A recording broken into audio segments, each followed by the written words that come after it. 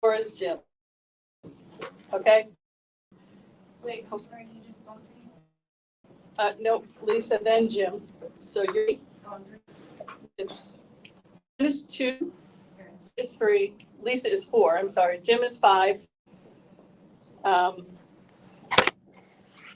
Zoe is 6.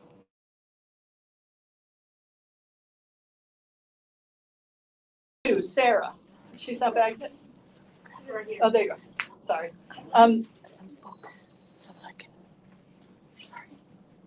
You're gonna be right behind me, Sarah. As soon as I'm done with the preface, you're gonna take over, okay? So you're chapter 1? Okay. All right, so can I have 2, 3, and 4 come up? 2, 3, 4, and 5, really. Come up.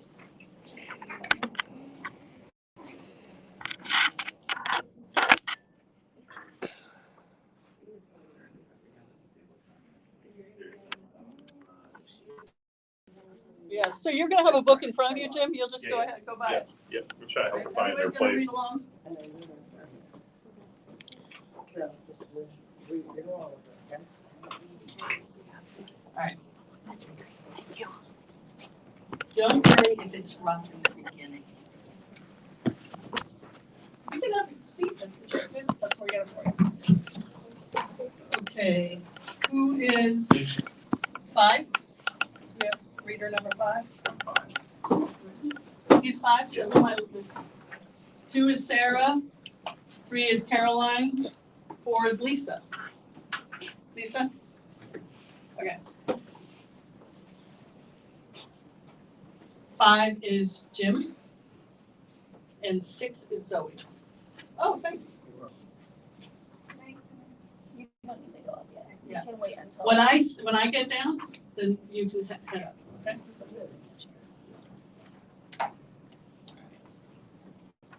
Now, for you young people, does anybody in this room that's young, less than 18, like to write? Yeah? How about draw pictures? Okay, we're gonna have a kids anthology. We're gonna publish a kids anthology. Our deadline is August 1st.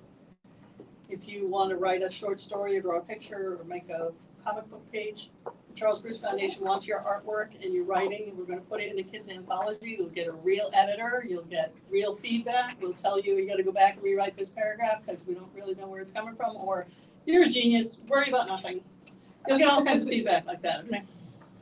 All right. For thousands and thousands of years, the Kursid people lived in peace and harmony on the various islands of their archipelago. Farmers shared their food, artisans shared their crafts, storytellers and ciphers shared their knowledge. Their mother and father islands shared their bounty. No child went hungry, no elder languished in loneliness, young families thrived. When storms caused damage, the island people worked together to repair it. They had no locks on their doors. The Kursid language had no word for anger, but it had hundreds of words for friend. While time seemed to stand still on the islands, across the great ocean, other nations evolved and changed. In the far-off lands, if the far-off lands had ever lived in simple accord the way the Kursids did, all remnants of their charmed past vanished with time. The water of the far-off lands became unfit for drinking. The towns became violent and filthy. Societies formed that could not provide for everyone. A very few influenced the multitudes. These clever, often cruel manipulators called themselves the magnates. In time, the magnates searched for new, unspoiled lands. The great adventurer of this powerful class sailed across the ocean and discovered the archipelago where the Kursid people lived. Upon setting on this loveliest island, Master Sable sent word back to the other magnates who joined him, conquering the people and stealing their land. The islands, myriad and beautiful, were seized by various magnates. They allowed a few of the native people to stay, making them servants and groundskeepers, fishermen and farmers. To make room for their great mansions, they relocated all the other residents from the disparate islands to a large landmass. They named it City Island. It became squalid, unsafe, and miserable, like the world they left behind. Today, only one family remains that calls themselves by their original Kursid name, and this is their story.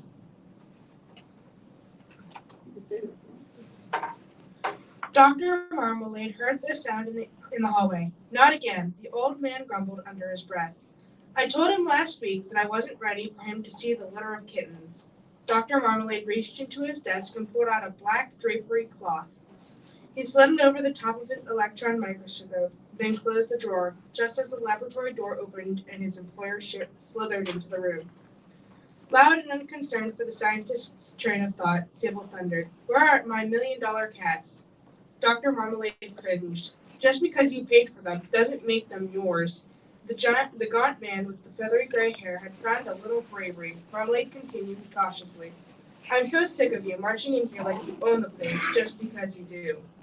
"Are you insane?" the billionaire bellowed. "Because I paid for them is exactly why they are mine."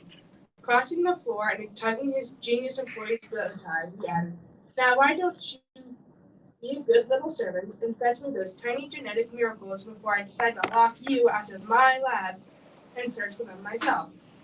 "Another thing," Marmalade muttered timidly, "just because I'm not talking when you barge in here doesn't mean that you're not interrupting me." Bringing his fist down to the lab bench hard enough to shake the glass vial stacked across the back, Sable fumed. "Shut up and bring me those cats." Mustering courage neither of the men thought Marmalade possessed, the geneticist crossed his arms, planted his feet shoulder-width apart, cocked his head to one side, and announced, "They are my babies, and you will not meet any of them until you learn to control your temper, your demeanor, and your tone. You'll scare them to death." Concerned his courage would fade, Marmalade spun around on one heel, no longer looking at his cruel employer, who surprised himself with his candor. "You'll never see those kitties. You never controlled yourself. Never, ever. If this is what being a billionaire does to people, I want nothing to do with it. I might be able to alter the genetics of a kitten, but bottomless wealth has made you a monster." Suddenly, a big, meaty hand slammed down on the old man's slender shoulder. Sable spoke. All right, there, I can be sweet. Why didn't you just say so? I promised to whisper and step lightly. Can I see my fantastically expensive felines?" Still facing away from his tormentor, Marmalade rolled his eyes. I'll believe it when I see it." Turning in a slow-motion manner, the scientist commanded, "And no touching. You just ham-handed my shoulder and darn near broke my back. Do you not even think about touching these tiny kittens, or you what?" Sybil spit the words out of him. "Or I won't make you any more." Mr. Sable took 3 steps back and leaned against the wall behind him. "There, that shut you up," the old man muttered. After a short pause, Sable's crooked smile returned to his face. "Well, looky here, someone's been hanging around his cat so long that he's turned into a little tiger." Sable ran the fingers of his left hand through his jet black hair. Then, moving his unfurled fist forward, he pointed his index finger at the old man, poking Dr. Marmalade in the chest.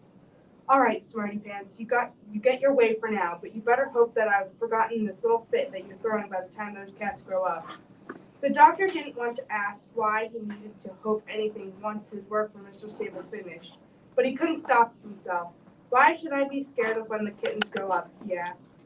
Smiling, Sable responded, "Well, didn't you genetically alter those kittens to give me whatever I wanted?" Dr. Marmalade nodded and stammered a response. "Yes, you or whomever their human guardian might be."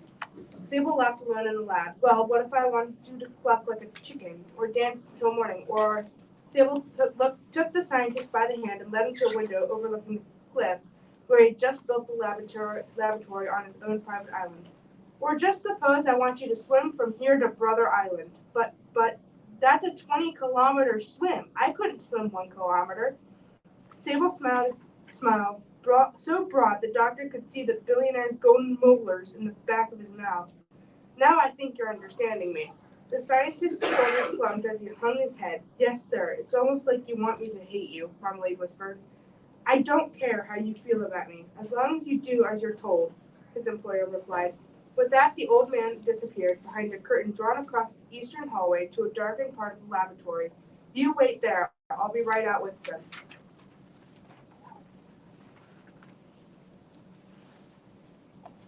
Future the cleaner bought 3,000, raised the robotic arm to dust the walls, while an electric shampooer scrubbed the rugs behind her. When the library sparkled, floor to ceiling, Future electrified the door mechanism and traveled carefully down the hall toward the laboratory. Future didn't usually bother Dr. Marmalade during the day, but but hearing sensors registered sound of distress. Future's program demanded that she investigate and any all possibilities of injury at Mr. Sable's remote island retreat. The cleaner bought 3,000, demonetized the door lock. As the mechanism swung open, Future called into the opening. Dr. Marmalade, my sensors indicate that you may be experiencing difficulties. Future waited for a response. The trees on her wheels rolled the little robotic on it into the laboratory waiting room. Dr. Marmalade, I now have your heart rate registering. Your pulse and body pressure are elevated. If you do not respond, my programming requires that I notify Liam, our medical emergency helicopter, to depart Sister Island immediately as acid. Several of the lights on Futures until on it began to flash as she prepared to broadcast on shortwave radio frequencies the natures of the emergency. Just then, the door from the cyanotric freezing unit opened and Dr. Marmalade appeared in a cloud of frosty air. That won't be necessary, Future. I'm perfectly fine. Cancel notification. More lights began flashing on the robot's computer console, although a different color. Protocol demands that I follow with my request for assistance. Stand down, authorization code Marmalade 421. Instantly, Future system returned to regular operation. Thank you. The old man approached his friend and stooped to give her a hug. If I know you worry about me, I appreciate it. And if I ever get in a real medical emergency, I have no doubt you'll save me. Future speaker made a buzzing sound. The scientist laughed. Did you just blow a raspberry at me? Why, you little electronic bugger? They both laughed. Then Future asked, Doctor, do you have a theory that explains your elevated heart rate and blood pressure? I would not have prepared to summon the medical evacuation team if not for those alarming readings. Do you think that I am malfunctioned? Shall I run a diagnostic of my scanning unit? The smile fell from the scientist's face. No, my friend. I guess I got very sad. Plus, I suffered from some intense anxiety attacks since the kittens came. All those emotions must have influenced my vital signs. Marmalade taped the robot on her metal top, creating a quite hollow sound. You're lucky you don't feel them. Dr. Marmalade, I am only a cleaner bot 3000 model, but even my electrodes can pulsate the emotions. Powerful enough to affect the human's vital signs may demand attention from competent medical professionals. Okay, Future. You want to see what had me so worked up? The cleaner bot 3000 rocked back and forth on her wheeled trees. It looked like she was nodding. Do you promise to keep a secret? The gentleman asked. Dr. Marmalade, you may be aware that I am programmed to volunteer information.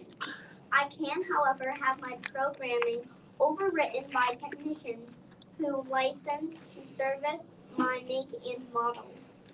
Oh, never mind. Silly question. Just don't tell anyone if they ask you, can you do that? Future's screen lit up. Perhaps this is a solution. If you lock the information with a program access code, I may keep a secret from everyone who does not know that code.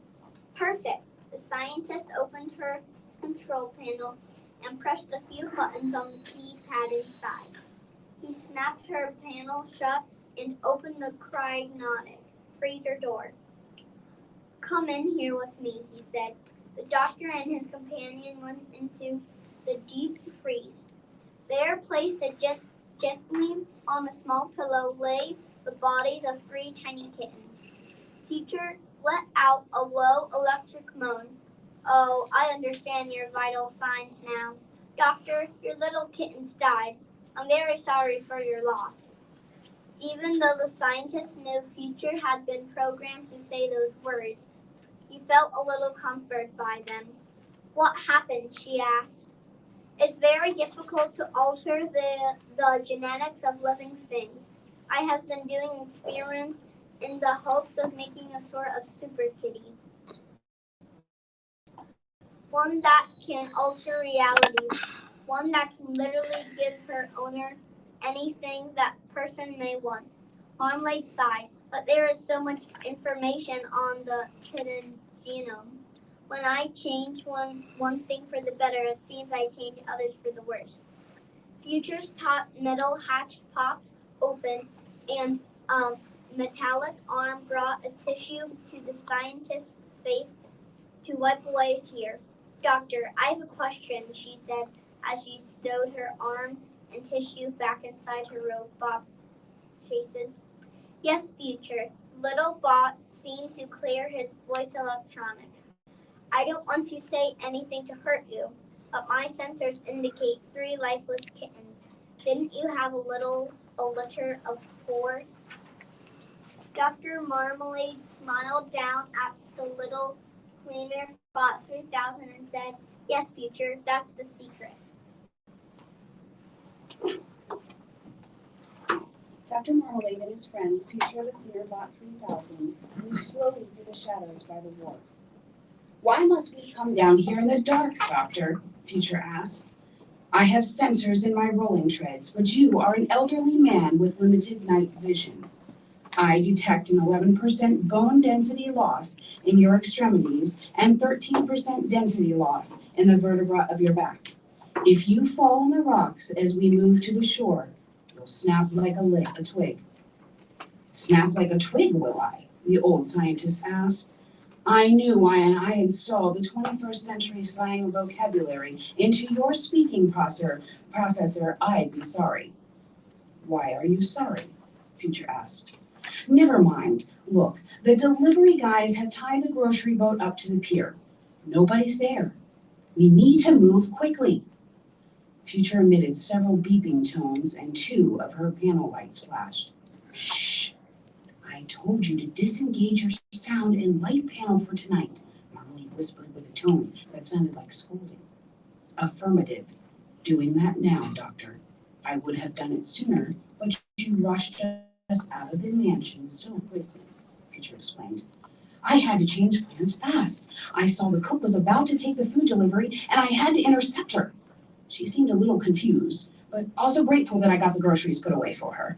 Marmalade stumbled a little on some loose rocks under his feet. Careful, Doctor, Future admonished. Why did you do that?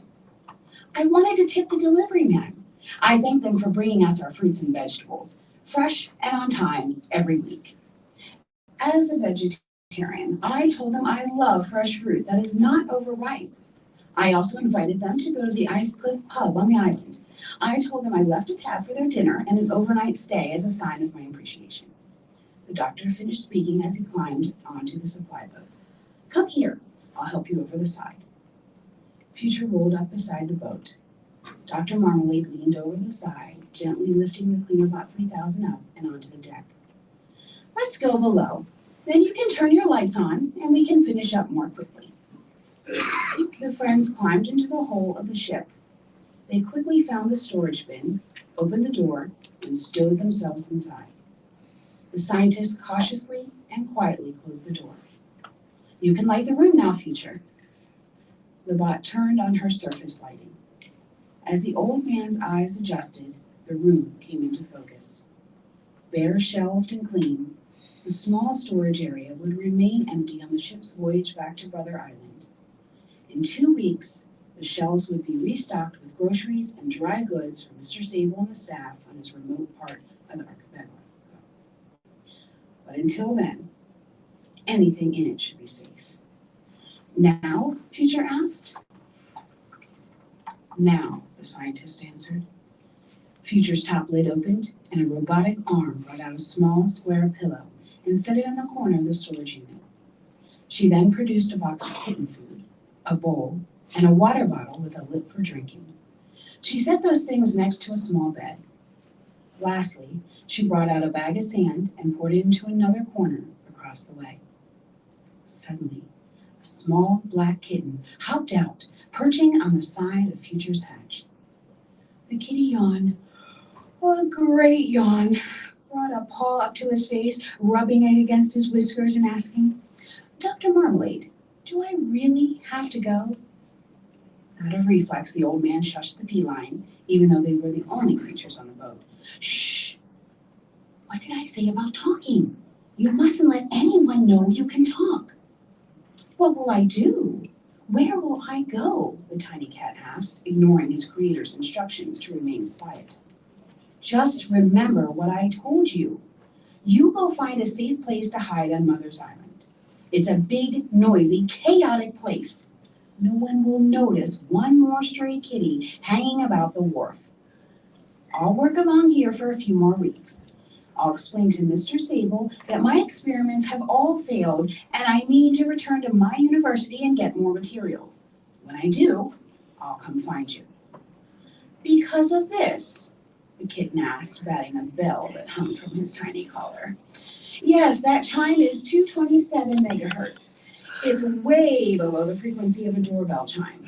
Dr. Marmalade reassured Phileas, the name the doctor had chosen for his creation. "When you ring the bell, no one will